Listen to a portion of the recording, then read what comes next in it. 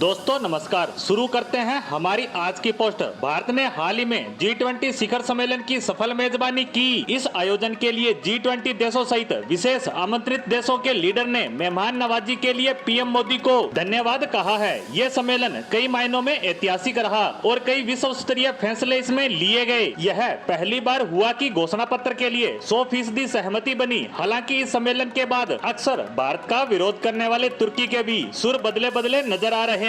राष्ट्रपति एर्दोगन ने यूएनएससी में भारत की स्थायी सदस्यता का समर्थन तक कर डाला। साथ ही एर्दोगन ने कहा कि गैर सदस्यों को बारी बारी से सुरक्षा परिषद का सदस्य बनने का अवसर मिलना चाहिए। एर्दोगन एक मीडिया ब्रीफिंग के दौरान सवालों का जवाब दे रहे थे। एर्दोगन ने कहा कि दुनिया 5 देशों से बहुत ज्यादा बड़ी है। इस मुद्दे पर उनके बयान के हवाले से बात करें तो उन्होंने कहा कि यूएन सिक्योरिटी काउंसिल में भारत को स्थायी सीट मिलने पर हमें गर्व होगा, लेकिन आपको यह समझना होगा कि दुनिया 5 देशों से ज्यादा बड़ी है। तो इससे हमारा मतलब सिर्फ अमेरिका, ब्रिटेन, फ्रांस, चीन और रूस से नहीं है, बल्कि हम जो कहते हैं वे सभी के बारे में है। हमारे पास केवल स्थायी सदस्य ही होने चाहिए। संयुक्त राष्ट्र में कुल 195 देश हैं और सभी स्थायी होने चाहिए। इसको एक रोटेशन के आधार पर काम करना चाहिए। जो भी सदस्य संयुक्त राष्ट्र में शामिल हैं, उन्हें रोटेशन आधार पर काम करना चाहिए। अगर हम इस सिस्टम पर काम करेंगे तो सभी 195 देश इसके स्थायी सदस्य होंगे और यही हमारा प्रस्ताव है। तुर्की के राष्ट्रपति का यह बयान भारत के पक्ष में आना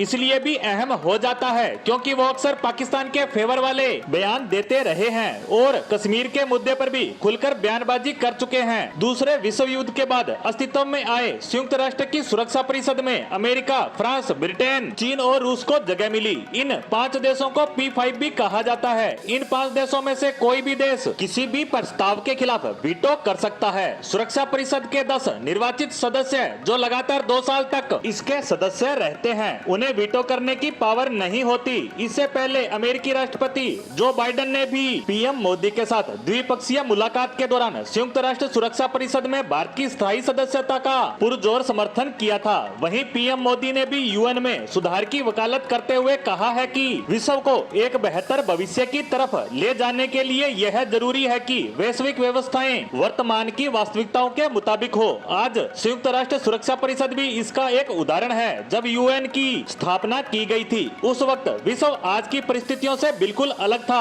उस समय यूएन में 51 फाउंडिंग मेंबर थे और आज यूएन में शामिल देशों की संख्या करीब 200 हो चुकी है। आज हर वैश्विक संस्था को अपनी रेलेवेंस बढ़ाने के लिए रिफॉर्म करना आवश्यक है। खैर, तुर्की का यह बयान चीन और पाकिस्तान जैसे देशों को कांटे की तरह चुभ रहा होगा, क्योंकि तुर्की में जब से एर्दोगन राष्ट्रपति चुने गए हैं, वे पाकिस्तान के समर्थन में बयान देते रहे हैं, लेकिन अब इससे बिल्कुल उलट होता दिख रहा है। एर्दोगन का यह बयान हैरान करने वाला इसलिए भी है क्योंकि वे अक्सर कई बड़े मंचों पर भारत विरोधी रुख अपना चुके हैं। अब देखना होगा कि एर्दोगन के भारत के समर्थन में बयान देने के बाद चीन और खासकर पाकिस्तान इस पर क्या रिएक्ट करते हैं, क्योंकि पहले से मुसीबतों में गिरे ये दोनों देश इस बयान से सदमे में चले गए होंगे। खैर, देर से ही सही तुर्की को भारत की अहमियत पता तो चली, लेकिन अब देखना होगा कि तुर्की के ये स्वर कब बदलते दिखेंगे, क्योंकि उसको मुस्लिम देशों का खलीफा जो बनना है और उसके लिए उसे चाहिए पाकिस्तान का साथ। लेकिन फिलहाल वह बड़े मंच पर भारत का समर्थन कर चुका है। इसी के साथ हमारी आज की पोस्ट को